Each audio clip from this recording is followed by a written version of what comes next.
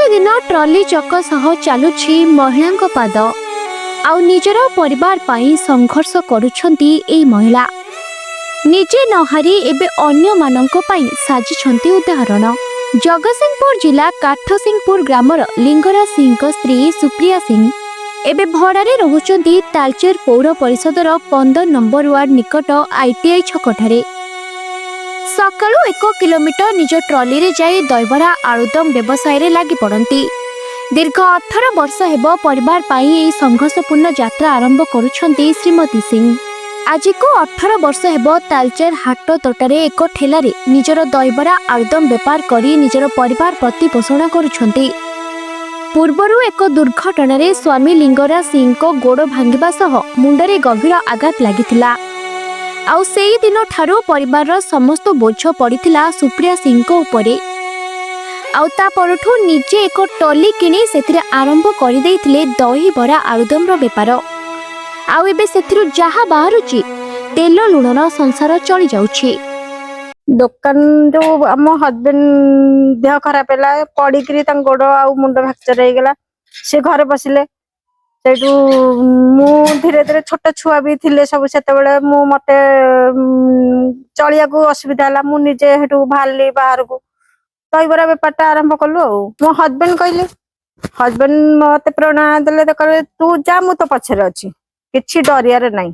पूरा मेडिसिन तो मोर 10,000 पाखापाखि देह चल जाऊँ मेडिसिन मोर भी टिके देह बा अच्छी आउ से भी छुआ को बड़ हेले धीरे धीरे झीटा को बाहर कली आउ पुओ पाठशाठ भी पढ़ला से बाहर को गला टली नहीं कि जाए डेली 8टारे जाए फेरिला टाइम 9 ठीक कबे गोटाए कबे 1:30 कबे 12टा आउ आसिकी जा रोषेबास हुए खा पी कर। सुप्रिया निज घर जगतसिंहपुर अंचल रे होइथिबा बेले स्वामी एठारे रही एक होटेल रे काम करथुले। किछि वर्ष परे स्वामी को एभली दुर्घटना परे भांगी पड़ी नथिले स्त्री सुप्रिया। स्वामी को एभली अवस्था देखि निजे सुप्रिया ए दहीबरा आलुदम व्यवसाय आरंभ करथिले। आउ एबे एही कार्य रे तांको सहाय्य करूछंती तांको स्वामी। एही व्यवसाय रु तांकर एक झियो को बाहागर करबा सह पुओ को मध्य से पाठ पढ़ाई पारिछंती। एबे स्वामी स्त्री घरे रहुथबा बेले स्त्री को एभली कार्य पाई बेस खुशी अछंती स्वामी। केवल सेतिक रे दुख सरीनी एबे स्वामी लिंगराज मासको औषध खर्च प्राय 10,000 टंका हेउथबा बेले निजको अक्षम मने करिनाहांती श्री सुप्रिया। से तांको जीवन थिबा पर्यंत स्वामींकर एही सेवा करुथिबे बोली कहिसंती। लोक तो दुनिया कथा कहते पछपटे तो दुनिया कथा किए एमती कला सेमती कला किए तांको कथा शुणिला आम तो किसी करें ना। मो हजबैंड मना करन तो किसी शुणिमु ही नहीं से कथा शुणिले आग को बढ़ी पारिबुनी।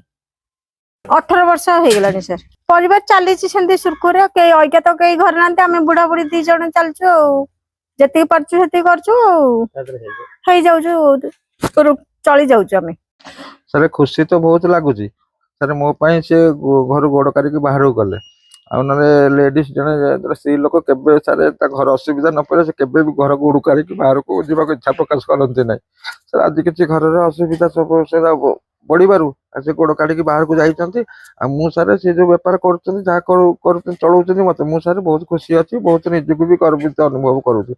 मु बंची जाए परस्पर परस्पर को 2 जन को मु साहाय्य मुझे करुथि से मत भी करुवे सर बेपार खाली सर जहाँ दरकार सर मार्केटिंग सर जहाँ सौदा पत्र सब आड़े सर खंजी दिए आउ सर बेस कष्ट दबाक सर पसंद करे सी खाली दुकान ठिया हाँ घर कम करती 2 जगह सी खाली समय भी दिखती आउ अन्न जी बाकी कम रहा सौदा पत्र बाकी जी कम सब सर मुँह तुले निए लोक अच्छा द्वारा भी कर नौ आउ सर किसी असुविधा है ना आउ 2 जन सर जी जहाँ मिले सर चली जाओ। तेबे आजिर पुरुष प्राधान्य समाज रे तालचेर सुप्रिया एभली कार्य एबे समस्तंक पई उदाहरण पालटिछि। ब्यूरो रिपोर्ट जे बीआर समाचार।